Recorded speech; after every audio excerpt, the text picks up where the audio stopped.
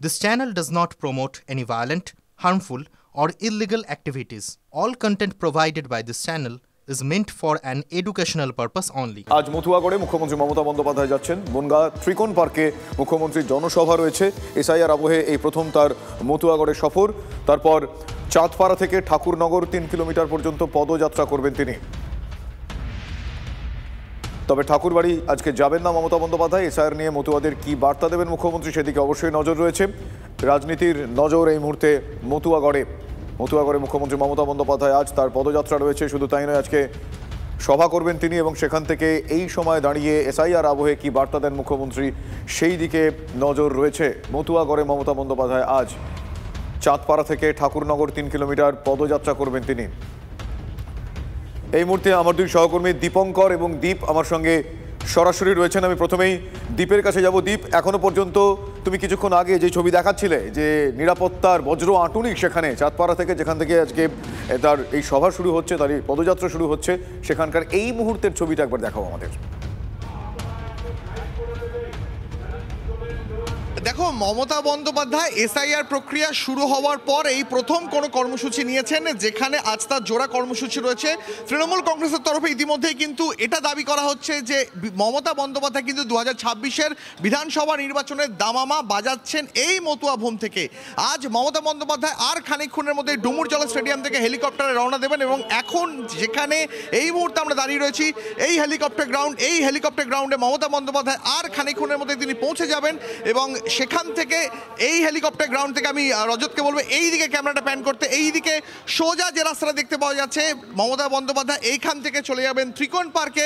সেখানে ইতিমধ্যে তৃণমূল কংগ্রেসের বনগাঁ সাংগঠনিক জেলার তরফ থেকে সভামঞ্চ তৈরি করা হয়েছে। সেই সভামঞ্চে বক্তব্য রাখবেন মমতা বন্দ্যোপাধ্যায় এবং ইতিমধ্যে যেমনটা তুমি দেখতে পাচ্ছ রাস্তার দুধার ধরে ব্যারিকেড দিয়ে দেওয়া হয়েছে এবং ব্যারিকেডের দুদিকে কিন্তু ইতিমধ্যেই এখনো ঘড়িতে সময় ঠিক 11:29 ইতিমধ্যে কিন্তু একাধিক তৃণমূল কংগ্রেস কর্মী সমর্থক তারা কিন্তু রাস্তার দুধারে ইতিমধ্যেই জড়ো হতে শুরু করে দিয়েছেন। দেখতে পাচ্ছ পুলিশের তরফ থেকে ব্যারিকেড করে দেওয়া হয়েছে। এই ব্যারিকেডের দুদিকে তৃণমূল কংগ্রেস সমর্থকরা তারা থাকবেন আর ব্যারিকেডের মধ্যেখান দিয়ে মমতা বন্দ্যোপাধ্যায় তিনি এই হেলিকপ্টার গ্রাউন্ড থেকে নেমে চলে যাবেন ত্রিকোণ পার্কের দিকে, যেখানে সভামঞ্চ ইতিমধ্যে তৈরি করে দেওয়া হয়েছে। সেখানে বিশ্বজিৎ দাস সহ তৃণমূলের অন্যান্য শীর্ষ নেতৃত্ব সেখানে ইতিমধ্যে পৌঁছে গেছেন। তারা সেখান থেকে সাধারণ মানুষকে ইতিমধ্যে আমন্ত্রণ জানাচ্ছেন সবাই আসার জন্য। যেটা সব থেকে বড় কথা, যেদিকে আজকে নজর থাকবে, যে মমতা বন্দ্যোপাধ্যায় এই মতুয়াভূম থেকে দাঁড়িয়ে এসআইআর এর বিরোধিতায় আর জোড়া কর্মসূচি নিয়েছেন। এখানে তার পদযাত্রা রয়েছে, এখানে তার সভা রয়েছে। পদযাত্রা তিনি করবেন যেখান থেকে, সেই ছবি আগেই তোমাদের দেখিয়েছি, সেই ছবি দেখতে পাচ্ছ, সেখানে নিরাপত্তার বজ্র আঁটুনি ছিল এবং এখানেও মমতা বন্দ্যোপাধ্যায় যেখানে নামবেন, যে হেলিকপ্টার গ্রাউন্ডে তিনি নামবেন, এখানেও কিন্তু এই মুহূর্তে নিরাপত্তার সেই ঠাস বুনোট আমরা দেখতে পাচ্ছি।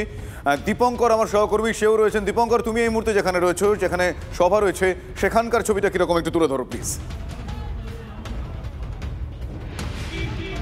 দেখো, তোমাকে প্রথমেই দেখাই চাঁদপাড়া, যেখান থেকে মমতা বন্দ্যোপাধ্যায় পদযাত্রা শুরু করবেন। তা এখন যশোর রোড, এই যে দিকটা দেখতে পাচ্ছ, এই দিকটা যশোর রোড, বনগাঁর এই দিক থেকেই আসবেন নেত্রী। তিনি মূলত বনগাঁতে সভা করবার পর এই রাস্তা দিয়ে আসবেন। এখন যান চলাচল করলেও কিছুক্ষণ পর যান চলাচল পুরোটাই ফাঁকা করে দেওয়া হবে। এই রাস্তা দিয়ে এসে এই যে ঠাকুরনগরের দিকের রাস্তা, এই ঠাকুরনগরের দিকের রাস্তাতে যাবেন। প্রায় 2.7 কিলোমিটার তিনি এখান থেকে পদযাত্রা করে যাবেন এবং তার জন্য রাস্তার দুধারে ফাঁকা থাকবে। রাস্তার উপর দিয়ে যাবেন, যে সেই রাস্তায় এখন থেকেই যান চলাচল অনেকটা পরিশীলিত করে দেওয়া হয়েছে। ফলত স্বাভাবিকভাবে মমতা বন্দ্যোপাধ্যায়কে আশাকে কেন্দ্র করে এই ঠাকুরনগরের মানুষের মধ্যে, চাঁদপাড়ার মানুষের মধ্যে একটা উৎসাহ রয়েছে। এখন প্রশ্ন হচ্ছে যে মমতা বন্দ্যোপাধ্যায় যেমন এসআইআরের বিরোধিতা করে নিঃশর্ত নাগরিকত্বের দাবিতে যেমন আসছেন, সেই বিষয়গুলো যেমন বলবেন, তার সঙ্গে তুমি জানো যে বনগাঁর একটা জল্পনা রয়েছে। বনগাঁর চেয়ারম্যান গোপাল শেঠ তিনি কি করবেন, তিনি আসবেন না, ইতিমধ্যে বিশ্বজিৎ দাস জানিয়েছেন, কারণ তাকে আমন্ত্রণ জানানো হয়নি। কিছুক্ষণ আগে এখানে জ্যোতিপ্রিয় মল্লিক এসেছিলেন, তাকেও আমরা জিজ্ঞাসা করেছিলাম, তিনি বলেছেন যে বিশ্বজিৎ দাস ঠিক করবেন কে আসবে কে আসবে না। কিন্তু প্রশ্ন হচ্ছে গোপাল শেঠের তরফ থেকে যেটা আমরা ফোনে জানতে পেরেছি, যে তিনি যেহেতু আইনি জটিলতায় রিজাইন দিয়েছেন, অ্যাক্টিং চেয়ারম্যানের দায়িত্ব দিয়েছেন এবং সেই জায়গা থেকে তিনি অসুস্থতার কারণে চিকিৎসায় রয়েছেন, তাই তিনি আসতে পারছেন না। কিন্তু গোপাল শেঠ কেন আসতে পারছেন না তা স্পষ্ট করে দিয়েছেন বিশ্বজিৎ দাস। তিনি বলছেন আমন্ত্রণই জানানো হয়নি। তোমাকে আরও একবার দেখাবো যে এই ঠাকুরনগরের যে রাস্তা, সেই ঠাকুরনগরের রাস্তা কিন্তু ইতিমধ্যেই মোটামুটি ফাঁকা করে দেওয়া হয়েছে। জ্যোতিপ্রিয় মল্লিক এই রাস্তার ভেতরে কিছুক্ষণ আগে গেছেন এবং তিনি একদম যে পর্যন্ত যাবেন সেখানে একটা ছোট মঞ্চ করা আছে। যদি নেত্রী মনে করেন কিছু ভাষণ দেবেন সেখানে তিনি ভাষণ দিতে পারেন, যদি না দেন সেক্ষেত্রে বাদিকে কিছুটা গেলেই হেলিপ্যাড করা আছে, সেই হেলিপ্যাডে তিনি সেখান থেকে হেলিকপ্টারে উঠে যাবেন। এই রাস্তা যাচ্ছে মূলত ঠাকুরনগরের দিকে, এই ঠাকুরনগরের মতুয়াগড়ের দিকে যাবে এবং এই রাস্তা কিছুক্ষণ পরেই সম্পূর্ণ ফাঁকা হয়ে যাবে। সেই রাস্তা ধরে নেত্রী মমতা বন্দ্যোপাধ্যায় হেঁটে এগিয়ে যাবেন। ফলত বনগাঁতে আসবেন, বনগাঁতে এসে প্রথমে সভা করা এবং বনগাঁ থেকে সভা করে তারপর তিনি এখানে আসবেন। যে টাইম এখানে নির্ধারিত আছে 2টোর সময় এই এক জায়গা থেকে পদযাত্রা বা মিছিল শুরু হওয়ার কথা, কিন্তু সেক্ষেত্রে হয়তো টাইমের একটু এদিক ওদিক হতে পারে, কারণ হেলিকপ্টারের ব্যাপার, সেখান থেকে তিনি আসবেন। তোমাকে আরও একবার দেখানোর চেষ্টা করবো এই রাস্তা জুড়ে যে নিরাপত্তা রয়েছে সেটা কিন্তু একটা অত্যন্ত আঁটোসাঁটো করে করা হয়েছে। একেবারে কিছুক্ষণ আগে আমরা সেই ছবি দেখছিলাম রাস্তা জুড়ে এবং এই এলাকা জুড়ে যে নিরাপত্তার ঠাস বুনট, এবং এই সময় এই মুহূর্তে এসআইআর আবহে মুখ্যমন্ত্রীর এই মতুয়াগড় সফর নিঃসন্দেহে রাজনৈতিকভাবে অত্যন্ত গুরুত্বপূর্ণ। তবে ঠাকুর বাড়িতে যাবেন না মমতা বন্দ্যোপাধ্যায়, এসআইআর নিয়ে মতুয়াদের তিনি কি বার্তা দেবেন সেদিকে অবশ্যই রাজনীতির নজর রয়েছে। কিছু রাজনৈতিক ব্যক্তিদের বক্তব্য আমাদের কাছে আসেন, পিসিআরকে বলবো পরপর করে শোনাতে। গুলাতে চাইছে মুসলিম ভোট তো সরে যাচ্ছে। এই দক্ষিণবঙ্গের এই জোনে মুসলিমদের একটা বড় অংশের ভোট নওশাদ সিদ্দিকীর দিকে যাচ্ছে, আর ইসলামপুর থেকে মুর্শিদাবাদ পর্যন্ত ঝাড়খণ্ড বিহার বর্ডার এলাকার মুসলিম ভোট সীমাঞ্চলে এমআইএম এর দিকে যাচ্ছে।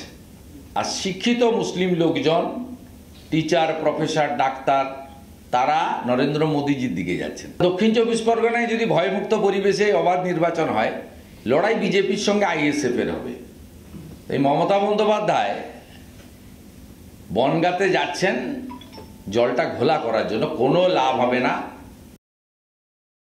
সিএ করলে মানুষগুলো বিপদে পড়বে এবং সেই কারণে মানুষ প্রতিবাদ করছে। আমরা সেই প্রতিবাদে আমাদের মতন করে সামিল থেকেছি, এমনকি অনশন মঞ্চ মতুয়া মহাসংঘ সেখানে আমরা গেছি। তারপরে এটা ওখানকার অনেকে বলেছিলেন যে এই যে আপনারা আসলেন এখন একটু টনক নড়বে তৃণমূলের। দেখা গেল 12 দিনের মাথায় তৃণমূল গিয়ে হাজির হলো এবং শেষমেশ এখন মমতা ব্যানার্জি যাবেন ভয়ে চাপে। দিদির সঙ্গে ভোটের সম্পর্ক, ভোট শেষ, দিদির সঙ্গে গল্প শেষ। এখন ভোট এসছে, মতুয়া এলাকায় ঘোরাঘুরি আরম্ভ করেছে, কিন্তু ওখানকার যারা মতুয়া সম্প্রদায়ের বিরাট অংশের মানুষ তারা কিন্তু আজকে খুব আতঙ্কে আছে তাদের নামটা হবে কি হবে না। সেই মর্মে আমি উভয় দলকে বলবো, টিএমসি বিজেপি উভয়ের দায়িত্ব সেই মতুয়া সম্প্রদায়ের মানুষের নামকে অন্তর্ভুক্ত করা, এটুকুই জানি।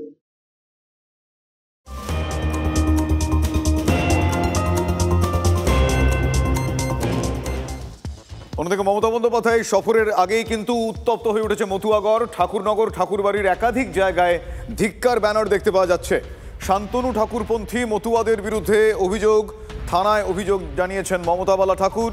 প্রশাসন যা ব্যবস্থা নেবে মাথা পেতে মানব মন্তব্য করেছেন শান্তনু ঠাকুরপন্থীরা। আগামীতে বহু লোকই এই বাড়িতে আসবে। আগামীতে যদি কোনো এরপরে মত ধর্মের মানুষ যদি তাকে যদি সেইভাবে আবার প্রতিবাদ জানায়, তাহলে আমাদের কিছু করার নাই, তখন তার আমার কিছু থাকবে না। কেন পথটা তো ও দেখিয়ে দিল না। নরেন্দ্র মোদী এসেছিল, কই আমরা তো করিনি। অমিত শাহ ঠাকুরবাড়িতে এসেছিল এর আগে, এখানে করে গেল।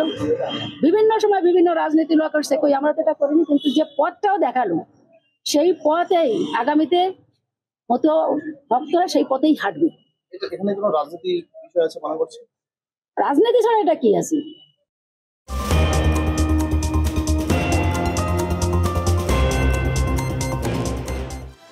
মুখ্যমন্ত্রীর সভায় আমন্ত্রিত নন গোপাল শেঠ। তৃণমূলে ব্রাত্য বনগাঁর পুরপ্রধান গোপাল শেঠ। দলের নির্দেশ অমান্য করে পদ আঁকড়ে গোপাল। হুইপ অমান্য করায় শাস্তির কোপে বনগাঁর পুরপ্রধান। আপনাদের আরও একবার জানিয়ে রাখবো, মুখ্যমন্ত্রীর সভায় আমন্ত্রণ পাননি গোপাল শেঠ। তৃণমূলেই ব্রাত্য বনগাঁর পুরপ্রধান গোপাল। দলের নির্দেশ অমান্য করে পদ আঁকড়ে গোপাল। হুইপ অমান্য করায় শাস্তির কোপে পড়তে হলো তাকে, এমনটাই মনে করছে রাজনৈতিক মহল। আপনি একটা গুরুত্বপূর্ণ দায়িত্বে রয়েছেন, আপনাকে একটা প্রশ্ন করি, আজকে কি সভায় গোপাল শেঠ আমন্ত্রিত? না, যেহেতু দল থেকে তাকে রিজাইন দেবার কথা বলেছেন, তারপরেও তাকে সময় বেঁধে দেওয়া হয়েছে। অতএব আজকে এখানে আসবার জন্য আমাদের তরফ থেকে সেরকম কোনো আমন্ত্রণ নেই। আর গোষ্ঠীদ্বন্দ্বের কথা বলছেন, নিশ্চিতভাবে বলি বনগাঁয় কোনো গোষ্ঠীদ্বন্দ্ব নেই। এটা আপনাদের কাছে মনে হয়েছে তাই। বনগাঁ সবাই মিলে সুন্দরভাবে আমাদের প্রতিরোধ গড়ে তুলে বিজেপিকে এই বনগাঁর মাটি থেকে এই মহকুমা জুড়ে ওদের উৎখাত করবার যারা গোপাল শেঠে এই সই করতে যারা অনিচ্ছুক ছিলেন কাউন্সিলররা, তাদের বাড়িতে হামলা হয়েছে, তারা এসে প্রকাশ্যে বিক্ষোভ করেছেন, এটা নিয়ে কি? এটা নিয়ে পুলিশ প্রশাসনকে বলা হয়েছে, কিছু মানুষ গ্রেপ্তার হয়েছে, এদের কিছুটা কোনো কাউন্সিলরের উপরে সেখানকার মানুষের কোনো ক্ষোভ বিক্ষোভ ছিল, অতএব সেইগুলো প্রতিফলিত হতে পারে। পুরোটাই পুলিশের উপরে ছেড়ে দেওয়া হয়েছে। পুলিশ বেশ কিছু গ্রেপ্তার করেছে এবং পুলিশ দেখছে কি কারণে ঘটনা ঘটেছে।